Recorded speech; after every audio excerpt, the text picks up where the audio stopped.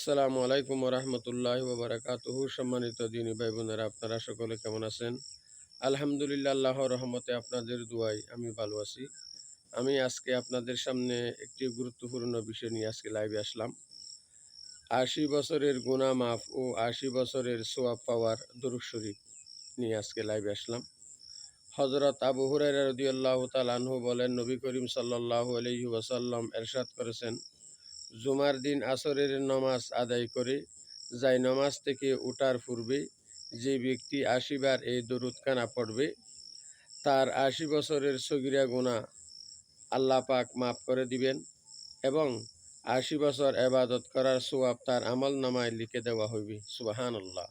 দরুদ শরীফটি হলো, আল্লাহুম্মা সাল্লি আলা মুহাম্মাদিন নবিয়্যিল উম্মি ওয়া আলা আলিহি ওয়া সাল্লামা তাসলিমা। আমি আপনাদের সুবিধার জন্য দরুদ শরীফটি আরেকবার বলি। আল্লাহুম্মা সাল্লি আলা মুহাম্মাদিন নবিয়্যিল উম্মি ওয়া আলা আলিহি ওয়া সাল্লামা তাসলিমা। আল্লাহুম্মা সাল্লি আলা মুহাম্মাদিন নবিয়্যিল উম্মি ওয়া আলা আলিহি ওয়া সাল্লামা তাসলিমা। সেজন্য আমরা শুক্রবারে আসরের নামাজের পর এই আমলগুলি করার চেষ্টা করব ইনশাআল্লাহ। আল্লাহ পাক আমাদের সকলকে আমল করার তৌফিক দান করুক। আমিন সুম্মা আমিন। আসসালামু আলাইকুম ওয়া রাহমাতুল্লাহ।